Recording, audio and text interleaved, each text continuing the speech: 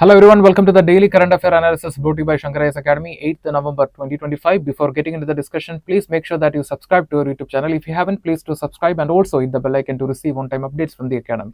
So coming to the topics for today's discussion, the first topic is INS Ikshak. So on November 6th, the Indian Navy commissioned the survey vessel INS Ikshak from the Southern Naval Command. And the next article is regarding the striped hyena. So recently we spotted the striped hyena in the Uttara Kannada district of Karnataka.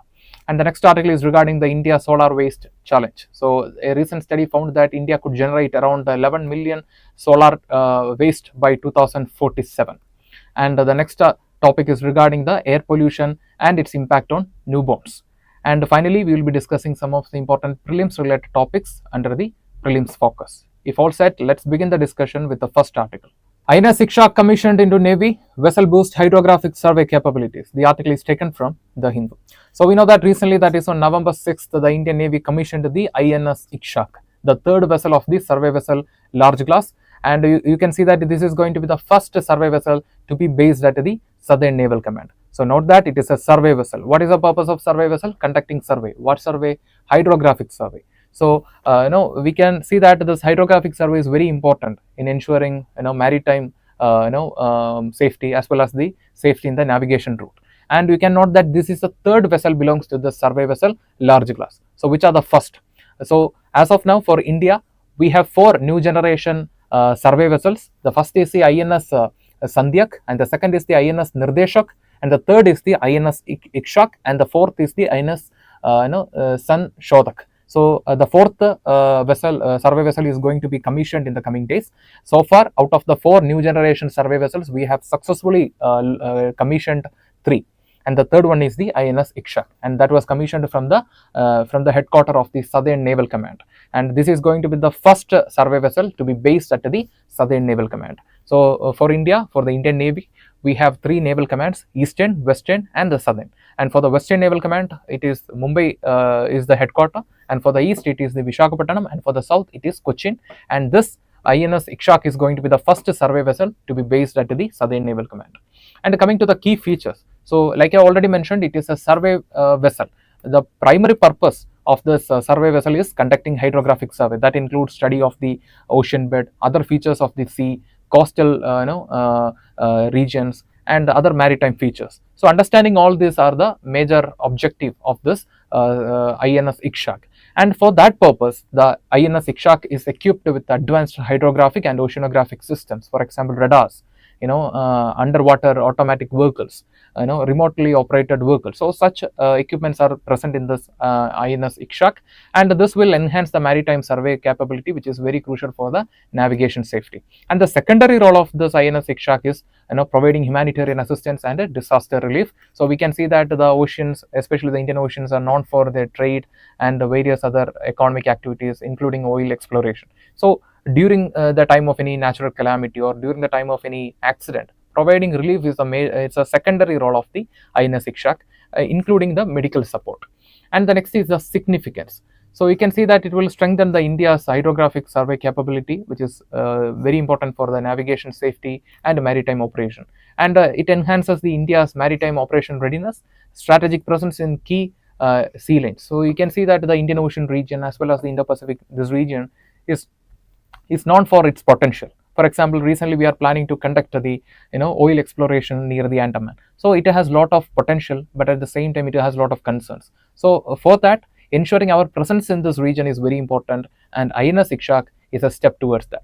And the next is a capacity to map the uncharted waters. What is meant by uncharted waters? Uncharted waters are the waters or the regions in an ocean or in a water body or in a sea which is not properly marked in the map.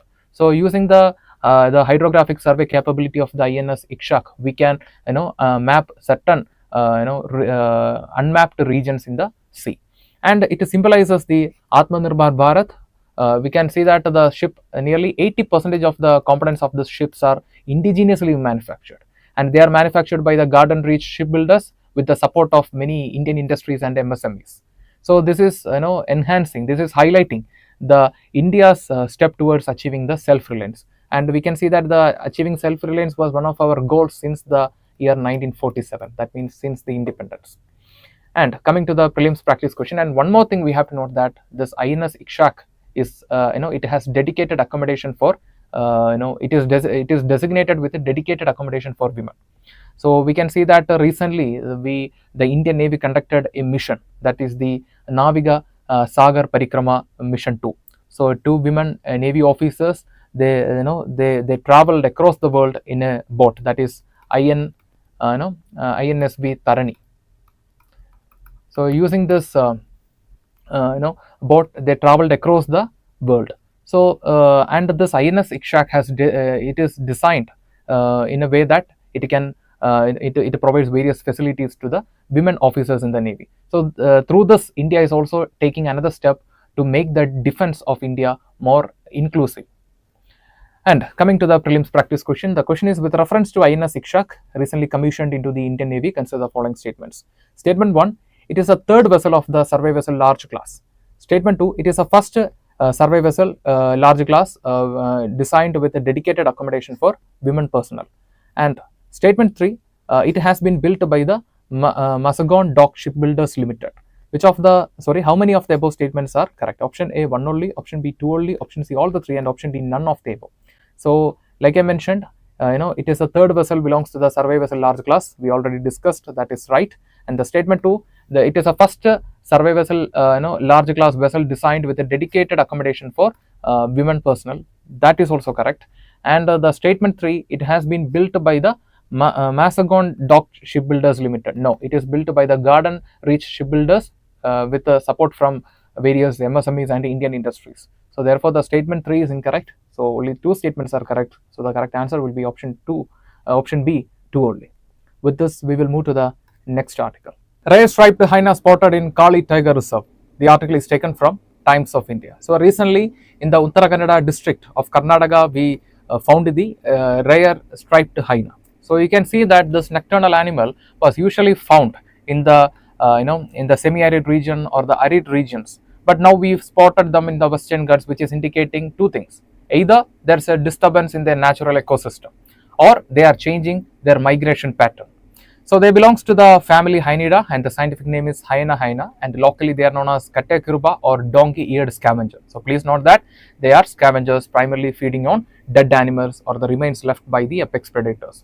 And the distribution, they are usually found in the North and East African regions, certain regions of Middle East and Central Asia, and also in the Indian subcontinent. And the average size is between 1 to 1.2 meters, and the weight is between 35 to 45 kilogram.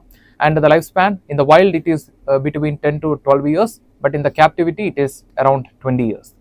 And coming to the appearance, the distinctive feature is the stripes, the black and grey stripes on their body. It's a distinctive feature, and that makes this striped hyena different from the spotted hyena. So in the case of spotted hyena, you can see the brown or the black spots across their body, but in the case of striped hyena, it is stripes. And they have a bushy mane running all the way from their head to tail.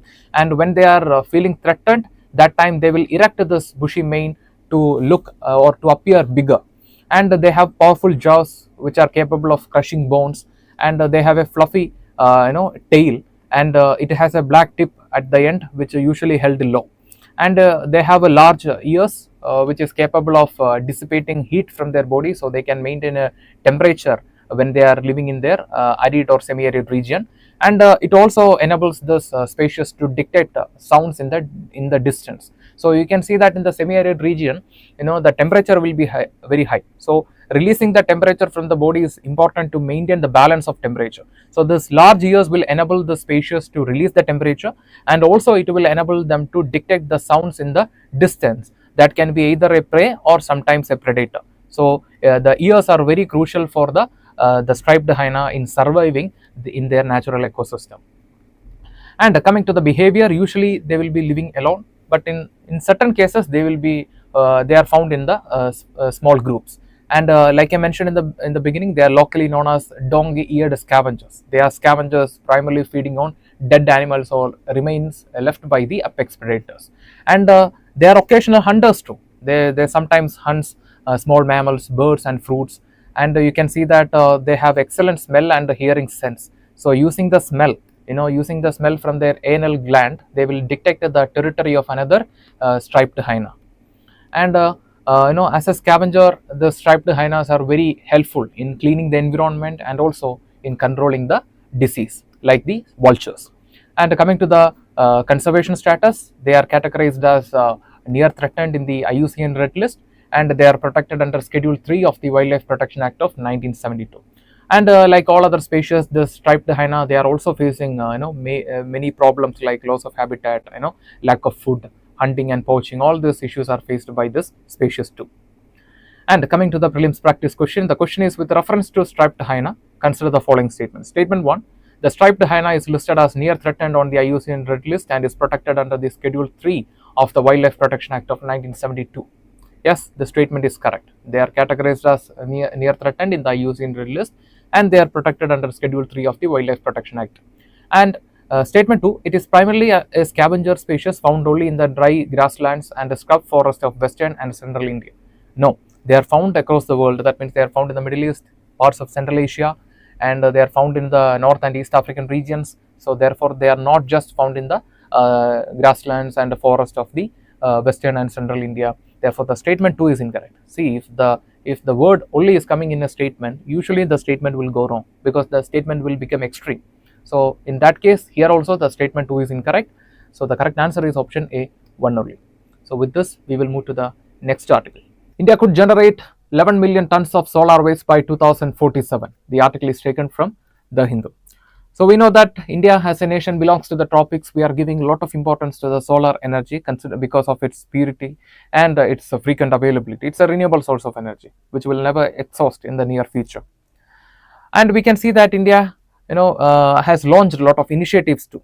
In the national level we have PM Kusum, and in the international level we have launched the International Solar Alliance to promote the solar energy. But now the concern is about the solar waste. So India is a large landmass with a huge population, and now the concern is that by 2047 India could generate around 11 million tons of solar waste. And to recycle this much waste, we need approximately 300 plus recycling plant. And to establish this much plant, we need approximately 4,200 crore. And what is the current status of the recycling market in India? They are underdeveloped, and most of them are running with loss. That means the market is experiencing around 10,000 to 12,000 rupees of loss per ton, and this is mainly due to high waste collection cost, and also it includes processing and disposal expense. So coming to the recommendations or solutions, what we can do. So India is about to generate, if we are going like this, India can generate approximately 11 million tons of solar waste by 2047, and the Indian market, the recycling market, is running loss, and that too underdeveloped. So first measure that we can take is introducing EPR, that means extended producer responsibility. It was initially established under the e-waste management rules of 2011, and later we amended those rules in 2022. So currently the EPR is working under the e-waste management rules 2022. So extending the EPR or introducing the EPR for solar modules, that means the producer himself will become responsible for collection and recovery of the solar waste. And the second is tax incentives plus research and support for better silicon and silver recovery technologies. And the third is create a circular solar task force under the Ministry of New and Renewable Energy. And the next is the developing a centralized database to track aging solar asset and waste hotspot.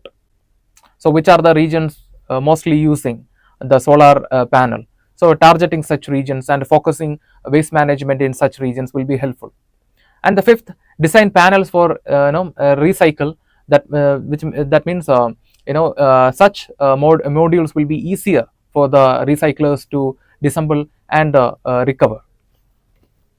And what are the related schemes that we have regarding the solar energy? So first we have the Jawaharlal Nehru National Solar Mission. So that promotes the solar energy, and also it is a part of the National Action Plan on Climate Change, and it is working under the Ministry of New and Renewable Energy. And next we have the umbrella scheme, that is the PM Kusum. So it is working under it is implemented by the Ministry of New and Renewable Energy, and the objective is promoting solar pump to support the agriculture sector. And the next is a rooftop solar program phase 2. So it will provide subsidy for the residential for the establishment of residential rooftop solar, and that is implemented by the Ministry of New and Renewable Energy. And next we have the production linked incentive scheme for the solar modules. So that will indigenously boost the solar panel production in India, and you can see that it is working under the this initiative is working under the Ministry of Heavy Industries along with the Ministry of New and Renewable Energy. So coming to the prelims practice question, actually it is a PYQ taken from 2019 prelims. The question is, in India, extended producer responsibility was introduced as an important feature in which of the following? Option A, the biomedical waste management and handling rules to 1998. Option B, the recycled plastic manufacturing and usage rules 1999. Option C, the e-waste management and handling rules 2011. And option option D, the food safety and standard regulations 2011.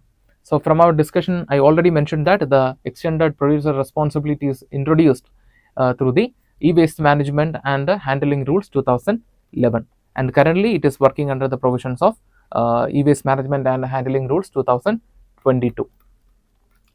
So the correct answer will be option C. So with this, we will move to the next article. Delhi air pollution impacts newborns. Babies spend longer time in nursery, needs respiratory help, says doctor. The article is taken from Indian Express. So we know that the pollution, one of the major environmental as well as a socio-economic crisis that we are facing these days. And you can see that 2 years back there was a study published in the British Medical Journal saying that on an average across the world, every year nearly over 1 million people are losing life because of the air pollution. And recently there was a study published from the Chicago Energy University. They are saying that on an average a person in the national capital of India is losing 8 years from his life because of the air pollution. But this article from the newspaper Indian Express is talking about how the air pollution is impacting the newborn health.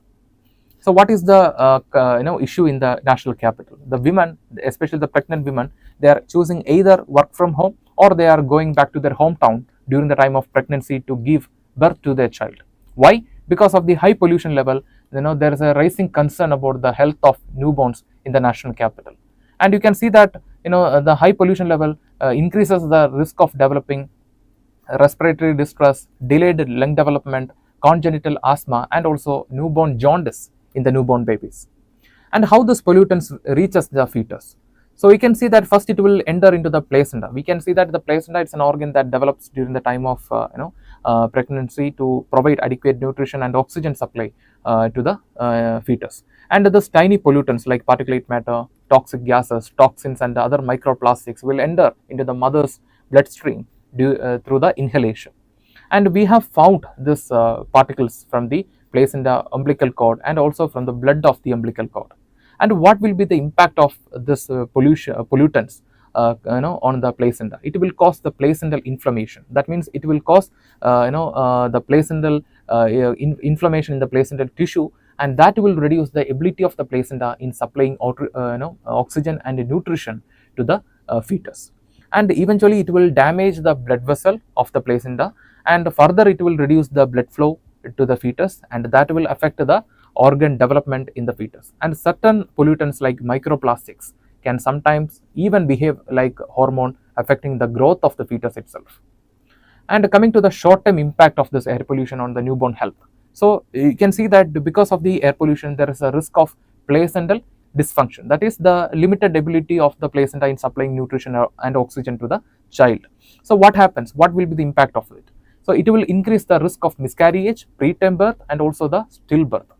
And at the time of birth, because of this poor environment ambience, the children may have only less weight. That means they may experience low birth weight. So we can see that for a healthy newborn, the average birth weight will be between 2 to 4 kg. So we can see that sometimes the newborns will have only 2 kg or less than 2 kg because of this poor environment. And the next concern is about the breathing problem, delayed lung development. So therefore there is a need for increased stay in the hospital or in the hospital nursery even after the birth. And the next concern is about the jaundice, neonatal jaundice. So we can see that the jaundice, it's a if it is not controlled, it can affect multiple organs, and it can create a lot of health complications. So what is the long term impact of this air pollution on the newborn health? First is the respiratory and immune system will be affected. So we can see that the children over a period of time may develop chronic asthma, weak lung capacity that will affect their endurance and their ability to perform in day-to-day activities. And the next concern is about the increased risk of respiratory infection, and that may affect the pulmonary health. And the next concern is about the cardiovascular and the metabolic health. So we can see that children born in such a bad ambience, bad environment, may experience certain congenital malformation. One such example is a congenital heart failure. So you can see that at the time of birth, the children may have, the congenital heart disease can caused by various reasons. Sometimes it can be due to pollution, sometimes it can be it can be a result of trauma that a woman experienced during the time of pregnancy, or sometimes it can be genetic. So you can see that there is an increased risk of developing congenital heart condition. So what is congenital heart condition? The heart failure or the heart disease or the heart condition present since the time of birth, and that means the child is born with such heart condition. That type of situation is known as congenital heart condition. So because of it, there will be certain structural issues in the heart, and that will affect the function of the heart, and this will lead to a lot of cardiac events, sometimes heart failure. And the next concern is about the diabetes and high blood pressure. High blood pressure will lead to development of stroke and cardiovascular problems in the later phase of the life. Diabetes, if it is not controlled or if it is not monitored, it can affect a lot of organs, and it can lead to various complications. And the next concern is about the neurological and the development of the child. For example, possibility of developing neural tube defect. So recently we heard about the term called spina bifida. So we have done an article on spina bifida, and last month, the month of October, was observed as an awareness month of this spina bifida. We have done an article, so please check out the YouTube channel. So we know that spina bifida is a condition where the spinal cord in the lower back will remain open even after the birth, and it is a type of neural tube defect. And the next concern is about the developmental delays in the children, especially difficulties in learning and all. So we recently discussed an article on ADHD. One of the reasons behind the development of ADHD is nothing but early exposure to heavy metals like lead. And the children born in poor environment may also have high risk of developing autism spectrum disorders as per certain studies. And the next concern is about the genetic and cellular level changes in the children. For example, mutations in the DNA. If the mutation is positive, it can lead to it will enhance the survival rate of the next generation. Or if the mutation is negative, then it can lead to a lot of complication. And the next concern is about the chromosomal abnormality. So we know that the chromosome is a pair, right, consisting of two.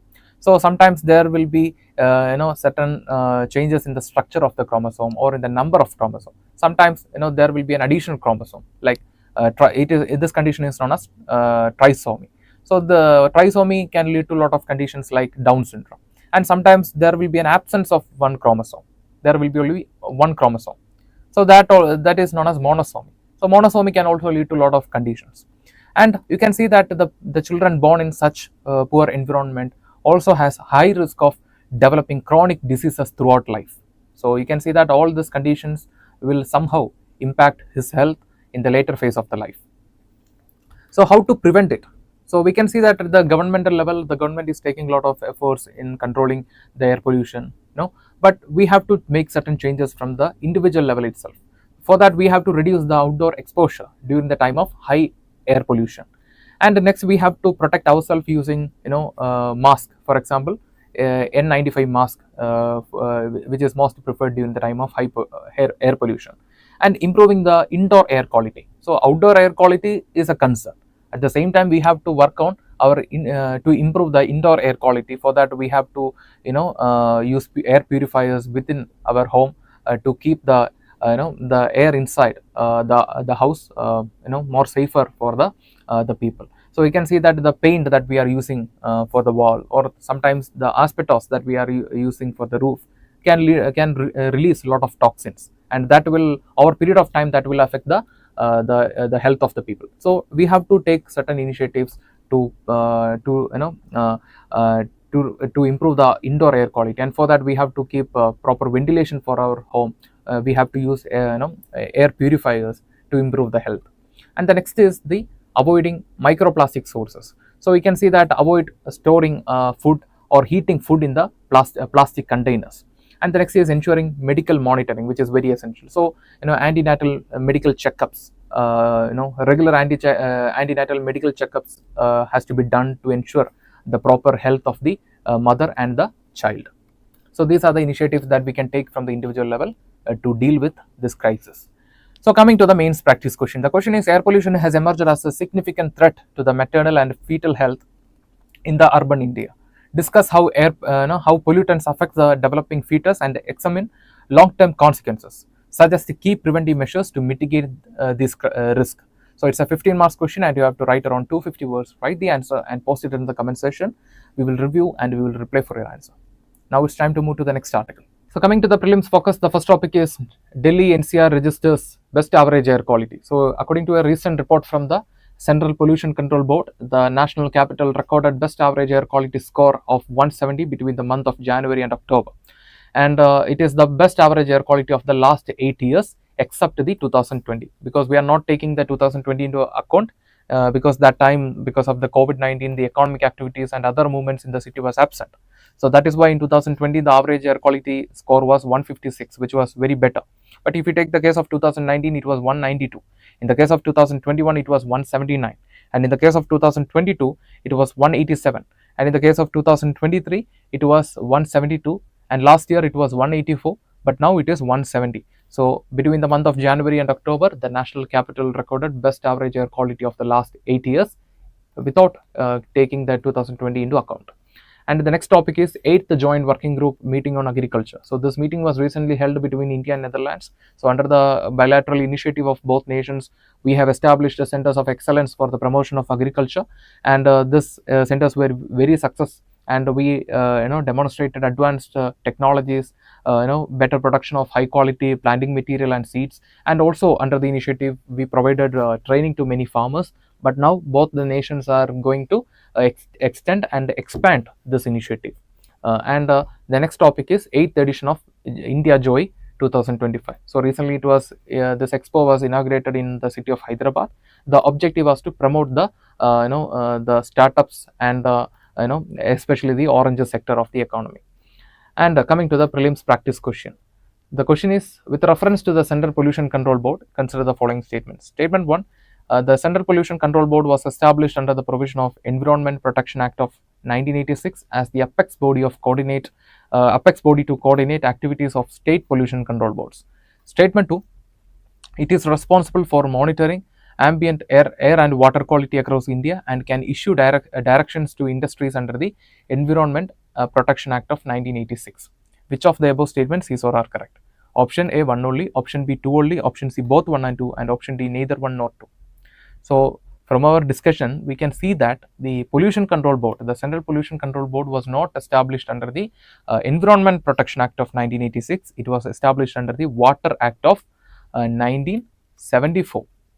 So the statement 1 is incorrect, but it can issue directions to the industries under the provisions of Environment Protection Act of 1986. So the statement 2 is correct, while the statement 1 is incorrect. So the correct answer will be option B, 2 only. With this, we are coming to the conclusion for today's current affair analysis. If you like the video, hit the like button, give your feedbacks as comments, and share this content with your friends. And before leaving this channel, don't forget to subscribe and also hit the bell icon to receive on-time updates from the academy. Thank you for listening to us. Thank you for listening to me. Have a nice day.